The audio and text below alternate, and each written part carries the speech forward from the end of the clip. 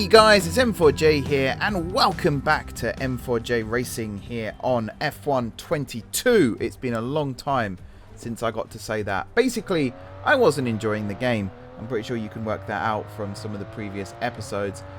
So I relented and I have turned traction control back on. ABS is still off, all the other assists are off, but traction control, I've seen so many people saying medium traction control is more realistic when it comes to driving an F1 car, and therefore I decided to turn it back on, and you will see during this episode what a difference that has actually made. But first, we are here at Interlagos for the Brazilian Grand Prix. It's actually the Sao Paulo Grand Prix this year, but I am driving around in a, I want to say Aston Martin, and it looks like an Aston Martin badge on the wheel there. Can't actually remember what car I'm in, but this is the Pirelli Hot Lap again. I don't need to learn this track layout. I actually know this track layout quite well, but I thought I would do the Pirelli Hot Lap anyway. It's just a nice way to start the video, do the intro, and in this case, completely go off track twice and leave myself with one shot at getting this right. Thankfully, I do tend to pull it out of the bag when it's absolutely necessary. So going around the first corner here, managing to stay on track, which is always a good place to start. There we go, keeping it nice and tidy through the right-handed there. Now we go around this corner, which I absolutely hate. It's lock-up central whenever I do this in an F1 car, which again, you will see shortly. Going around this little, would you call it hairpin? I suppose it's a hairpin. And then climbing again back up the hill to the second right-hand hairpin from hell. We go very, very finely across that one. And then it's a charge to the line. Now you watch the average speed there going back up. That's always good to see. 59 miles an hour was the target to get gold. And we crossed the line just shy of 63, which is more than enough for gold. And yes, we were in an Aston Martin, and I can't read what that says on my screen, but I think it says V12 at the end. So powerful car. Very powerful car. Right, from the Pirelli Hot Lap to the one-shot quali. And this is something that I would like to change for next season onwards. So we're coming towards the end of the season now. This is the last two races actually in this episode of season 1.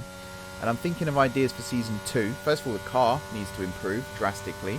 Second of all, hopefully, I'll be able to do 15-lap races for next season. But I might still do one more season of 5-lappers just to get the car up to a little bit more of a competitive state. But I would like to do Q1, Q2, Q3, but I can't remember how qualifying works depending on session length. I might be forced to continue doing one-shot quali. Can't actually remember. But I'd love to see, you know, pit stops again and potential safety cars and formation laps. That's a whole section of the game that is brand new for this year, the broadcast features. And I haven't seen any of them so far because I've been doing 5-lap races, and you don't have pit stops and safety cars in 5-lap races. So I am looking forward to getting into that side of the game. As for quali here then, you can see it's actually been pretty tidy so far. This I believe is my second attempt at qualifying though, because believe it or not, even with traction control on, I still spun coming out of one of the corners. And yeah, it's still possible basically. So coming around the final couple of corners, you can see Leclerc is within sight, which means pretty decent time was ahead of me, and we qualified in 16th place, which I was really surprised about but also very happy with. And one other thing that I forgot to mention is this is a sprint race. This is a sprint weekend, so here we are then in Brazil for the sprint race, starting in 16th, which is always nice. And with traction control on now, I got a pretty decent start down the inside and actually made up some places here. Now again, this isn't the first attempt at doing the sprint race. I had to restart because, I mean, you can see there I'm wheel banging with Vettel. I believe it was Ocon. In my first attempt, I actually got past Magnussen and Ocon. And then completely got sideswiped by Ocon into the barrier. So I had to start the race again because flashbacks just... There's no point doing flashbacks on the opening lap because when Tom edits the highlights down, you'd see the obvious cut. Although saying that, I'm still trying not to use flashbacks where I can. If I make a mistake, I try and live with it, but I still instinctively press the flashback button. So there will still be cuts here and there. But yeah, for the most part, I try not to use flashbacks. That was a huge lock-up there, which really blew it for me in the race. Because at this point, I was running in, I think, 13th.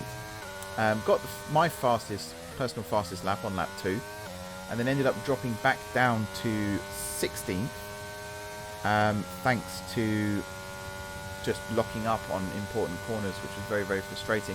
Also, I've mentioned Tom, so I'll mention him again right now. There's us finishing in 16th. Thank you, Tom, for the graphic. Tom actually edited this video whilst suffering from COVID, so thank you, Tom, for continuing. I was fully expecting this video to be delayed till next week, but I got a message out of nowhere saying all done. So thank you, Tom. You know, I haven't had COVID yet, thankfully. Touch wood, I never do. But I can't imagine how hard it must be to concentrate on editing a video whilst suffering from something like that. So yeah, very, very grateful for that. Here we are then in the actual race. Again, going around the inside of turn 1, it does put you on a nice trajectory to go around the outside of turn 2, but then it puts you on the inside again of turn 3, and you can get squeezed out. At this point, I think, yeah, up to 15th it says here. I can't actually see the numbers on the side of this. Oh, I can just about make them out. I've got the sun shining off my my monitor again today. Now we're up to 14th and then 13th, thanks to that lunge. I feel confident in the car again. That's the big difference. I feel like I can really put my foot down coming out of corners again, which is a really nice feeling. You know, I made up, what, three places, sorry, on the opening lap there. And that's good. You know, I wouldn't have been able to do that had I had traction control off still. And you can see I'm pushing it on corners here. My racing line is still atrocious, by the way, but I am pushing it more on the corners. And it makes a notable difference. And I'm very happy with the fact that I'm starting to get more confidence in the car again. I completely Verstappened Schumacher there. Just went off track and everything to keep my place, because I am aggressive. I think is the best way to describe it. I am an aggressive race driver, and that's why I'm not ever going to sit in a real racing car, because I think I would cause serious injury to someone. Got to the bottom of the hill then, back up the hill here. Ocon is starting to pull out a little bit. 1.3, 1.2, I think that says. We do actually meet up again though with Ocon later on in the race. Right now though, this is only lap 2. And that is one thing, like I said, I want to go back to 15 lap races, because the laps feel very, very quick. And there's only 5 of them in a race. So even with the sprint race here and the extra 3 laps, this race flew by. I basically recorded both races here for this episode whilst waiting for the Belgian Grand Prix to start. And I started recording these an hour before the race started, and I finished the Aberdavi Grand Prix just as the formation lap was beginning. So it is very easy to record these races quite quickly. That was a massive lockup. That was a huge mistake from me. I should have lifted and coasted. That's something I need to remember as well, is you can lift and coast. Just because there's a car behind you doesn't mean they'll get past you. And because of that, Schumacher gets past. And then another lockup there because I didn't see my braking point. And that let Gasly pass. And actually, I think I just said we meet Ocon again. I don't think it's Ocon that's involved. No, it's Gasly that's involved in this incident that's about to happen. So flying down the pit straight here, right up behind Pierre. Try and send one round the outside, but lock up again. The lockups just keep happening at this point, guys. I got a bit too confident. So I'm pretty quick out of the corners, but I'm absolutely rubbish with the lockups. There's Latifi. He knocks me across. He actually bumped me right across the track then, which I'm also not particularly happy about. And then trying to get him back, knocked into the back of him and spun. Now, that's where you see the little cut there. I tried to flash back and I thought, actually, no. I did promise that if I made a mistake, it's on me. So I just had to continue. And that was on the last lap of the race as well, which is incredibly frustrating because genuinely felt racy. I'll ignore that. At that point, I think I was checking my phone or scratching my nose or something. I forgot about that last left-hander. I was feeling genuinely racy. And then that came along and it kind of knocked the wind out of my sails a little bit, if I'm being honest. So we went from 16th to 13th to last in this race. So we saw some action, and there are some highlights, thankfully, which we're going to check out at the end of the video. And so the celebrations begin, and well earned they are indeed. It may have looked simple at times, but as any racing driver will tell you, competing at this level at the very top is anything but simple. There's no catching them now then. We have a new World Drivers' Champion. And Mercedes have pulled off a great victory here today. And talk to me. What do you think it was that sealed the win for them? I think that smart tyre management on track and very smooth driving definitely assisted in their victory today. That combination meant they got the absolute maximum out of their tyres at all times.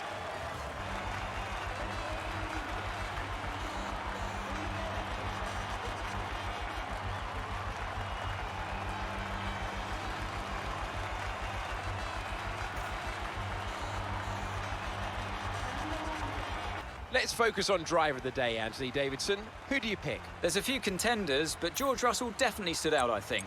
A really solid drive from him today, and one I'm sure the fans enjoyed. So then, Ferrari have now moved out of sight and out of reach. It's another triumph for the Italian team as they claim the World Constructors' Championship. Meanwhile, good work from Aston Martin this weekend, who pushed themselves further up the order. Been an absolutely wild weekend of Formula One action. I can't wait to see what's next.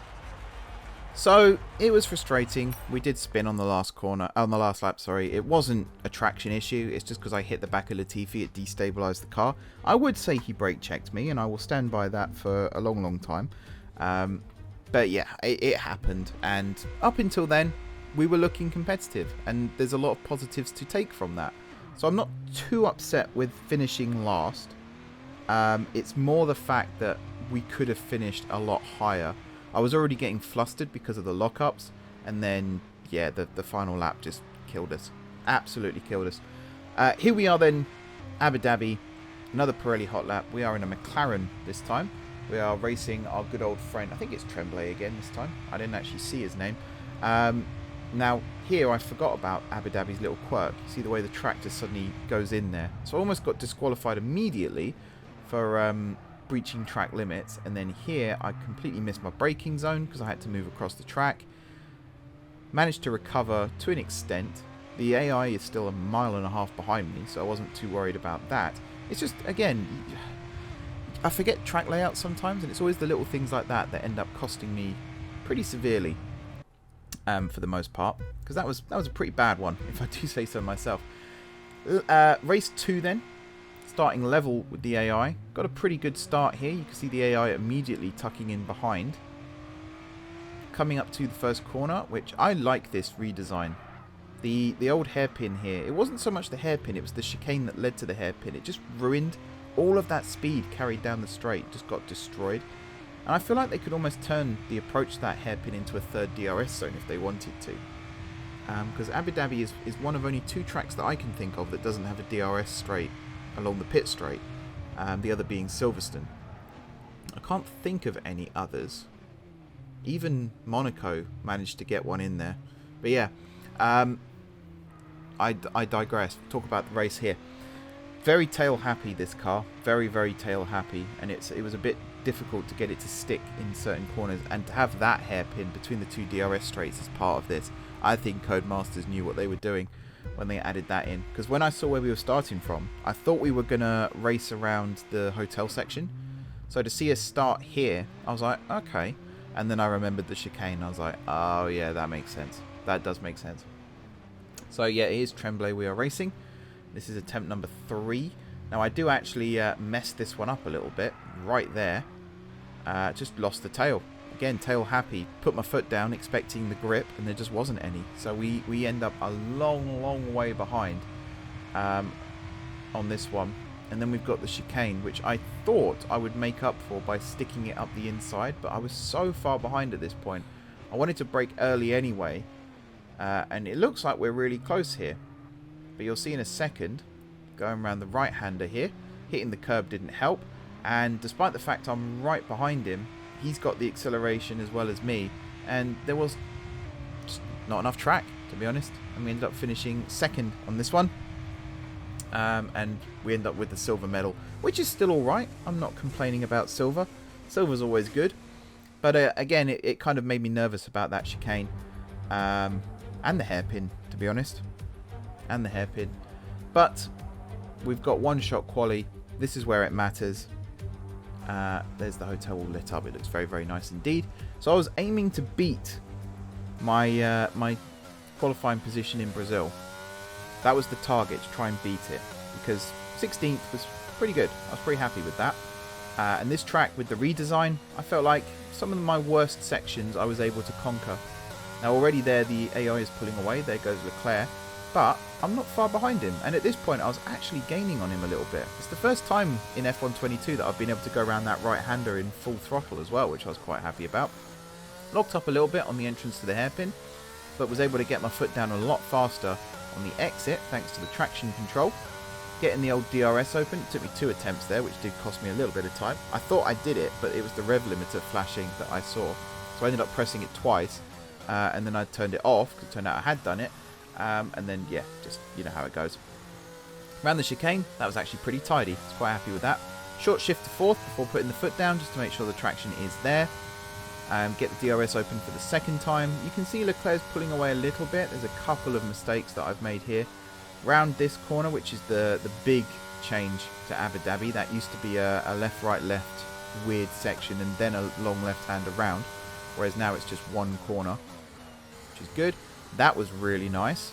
We won't see that during the race, I'll tell you that now. Under the hotel, into the Latifi corner. If you know, you know. Up towards the second to last corner here then, which looks like it's flat out, but you do have to lift a little bit. And then down to fourth for the final corner. And then across the line. And again, Leclerc was in sight, which meant I had a pretty good qualifying, and we were 15th. So we did improve. It was only by one place, but we did improve. You can see there's a bit of a gap between us and Mick up in 14th, but I was still very, very happy. Once again, not the first race start you're seeing on screen here. I can't remember actually if it was Brazil or here, but there was one where the car shifted back into neutral because I didn't reach the rev limit in time, which was really weird. That was a proper Hail Mary there on the first corner. Didn't actually work from what I think. Or maybe it did. Am I up to 13th? I can't actually read that. But yeah, I feel confident in sending it on corners now as well because I've got the traction to pull away on corner exit. Getting the jump there on Yuki. He is still right behind us. In fact, I think we bang wheels again there as well. Now this is a bit of the track I did not want to be on. I did not want to be going up the inside here, going into the chicane. I would prefer to be on the outside, particularly when Bottas is swerving like he is there. I do manage to get the car stopped. I do tag the back of Bottas a little bit there. I think I get a warning for that. And then I tagged him there because I got some snap oversteer. But right now we are up in 11th, which, again, rising 4 places on the opening lap. You've got to be happy with that. Coming up to the redesign section, tried to get the inside line there on Bottas. Then I thought I'd get a launch on the outside, but the car felt a little bit tail happy, so I pulled out. This bit as well, this used to be 2 corners that you had to brake for, but I managed to. No, that's not what I was about to say at all. They redesigned it to turn it into 2 flat-out right-handers, which is also a nice little change. I rode the curb there, that's what I was going to say. I managed to ride the curb, which is why the car just went straight on and didn't slow down at all. Frustrating. Very frustrating. Because, again, all the hard work on the opening lap. We lost 1 place to Mick, but it's the time. If you see how far behind Mick we are now, it's quite frustrating. And that section will come back to haunt us a lot more. And it's due to late braking, because it's a blind corner. You don't see it until you're basically halfway round it. So you have to time your braking point almost perfectly. And particularly as you're going flat out around the 2 first right-handers there, it is very much a case of timing. And if you time it wrong, you will struggle, which is what happened. You know, I rode the curb because I went too wide. That chicane, again, not too bad there. It does come back to bite me a little bit later on if memory serves. We've got Ocon right behind us, and he will have DRS at this point as well. So, got to make sure that he doesn't get the slipstream that he needs. This corner here, I feel like maybe I don't brake enough on entry, but it feels like it should be flat out on exit, and I was really struggling to get the power down. That was a nicer line through there. And this is the slower section of the track. You can afford to go a bit lift and coast around here. Because again, there's no real overtaking opportunities, so it's not like you're going to lose a place by messing up. There is a possibility that you'll lose ground on the car in front, but you should be able to make that up again on the straights. Like down the pit straight here, for example. That was my personal fastest lap. Thank you, Tom. Turn 1, which I think was also redesigned slightly. I managed to use all of the tarmac plus the curb there. That wasn't my finest moment. I don't know why on that one I just really pushed myself. It was completely pointless. But I've still got Ocon here. He's coming up the inside, and at that point you're a little bit powerless. There's nothing you can do. I would love it if the AI drifted a little bit as they go around that corner, which Ocon kind of does there, but I wanted to get the inside line on exit and just wasn't able to do it. And then locked up here completely and lost more ground. I think I cut across the front of Magnussen there as well, which is not my finest moment, and he is right behind me at this point. You can see him in the rear view. And again, just got flustered, lost 1 place, was desperate to try and make it back. Have no racecraft whatsoever, so it's not even like I'm telling myself, don't worry, you'll get him on the next lap. And that was the final lap of the race, which meant we started in 15th, we briefly went up to 11th, and we finished in 13th. So it was still a good race, all things considered. It could have been a lot worse. We could have spun off track and all sorts of things there, but I still feel like we were lacking in certain areas. They've taken the win here as we wrap up another fantastic Formula One season.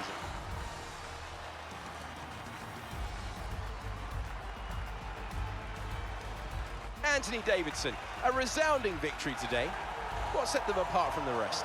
Well, they certainly stood out as a driver with tons of confidence on the track. I think their ability to keep their cool, even during some of the more hectic parts of the race, meant they were able to capitalise on the mistakes of other drivers, giving them the opportunity to make their way to the top spot with ease.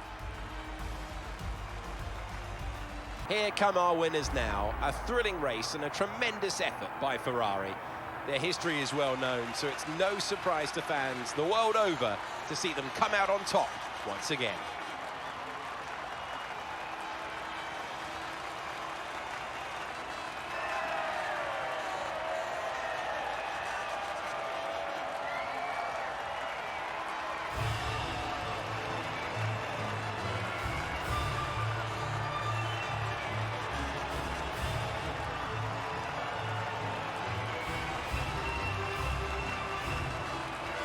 So let's discuss, Ant. Who would you say is a contender for your driver of the day? Well, my driver of the day has to be Charles Leclerc. He was unstoppable out on the track today, weaving through the competition with ease. Nothing can challenge the leaders of the Constructors' Championship at this point, but so then, Ferrari have now moved out of sight and out of reach. It's another triumph for the Italian team as they claim the World Constructors' Championship. Meanwhile, good work from Aston Martin this weekend, who pushed themselves further up the order. Well, what an end to another fantastic weekend of racing. Thanks to everyone who's joined us, and we'll see you for the next one. Now, you saw it at the end of the Brazilian Grand Prix, but I'll say it again now. Huge congratulations to Charles Leclerc for winning the championship. Forgot what I was going to say then, for winning the championship. Now, there were highlights of the sprint race as well that I recorded. It doesn't look like we've used them here, mainly because, I mean, it's only 3 laps. And to be honest, in the sprint race, not a lot happened, to be fair. Next season, when there's more laps, then maybe we'll, if there's more laps, then maybe we'll come back and use the sprint race highlights as well. But for the most part, we're just going to stick with the main race highlights here. It looks really messy, my line through some of these corners, but it did get the job done, so I can't complain too much. Here we are on lap 2 then in Brazil. This is where the Haas gets past. This was Schumacher, wasn't it? I believe so. And that is one of the AlphaTauris. Going wide there didn't help, of course. Actually, it might be Magnussen on that one. I'm weaving like you wouldn't believe. That's when Latifi tagged me.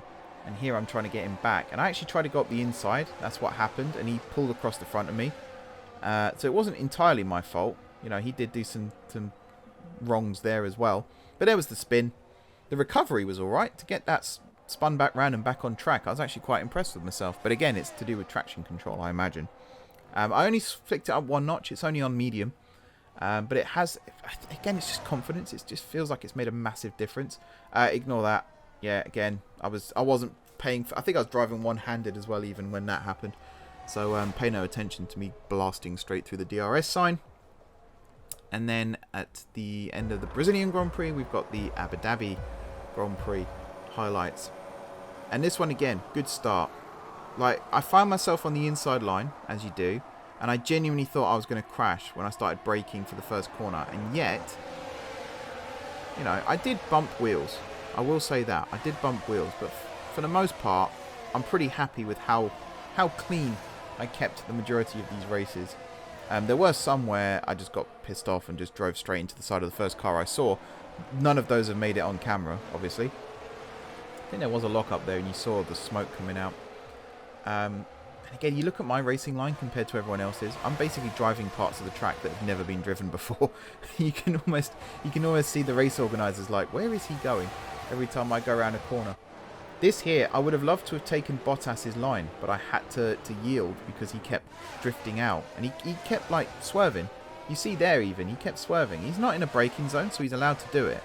But every time I went to go round him, he swerved out in front of me again, which then pushed me out wider, which then ruined my line completely through the chicane. And just, yeah, messed up some overtaking opportunities that I would have had. Another reason why I'm not happy with the 5 laps is I just feel like there isn't enough time to get moves done during a race. but that's something we'll address next season. For now though guys, that is the end of Season 1. Thank you very much for watching. Don't forget to hit the like button if you enjoyed the video, and of course if you're enjoying the series. Drop some comments down below with ideas for how to improve the team, the car and all that good stuff. If you haven't already subscribed to the channel, be sure to hit the subscribe button. If you have already subscribed to the channel, thank you guys for your continued support. Enjoy the rest of your day, enjoy your weekends, and until next time, I will see you soon.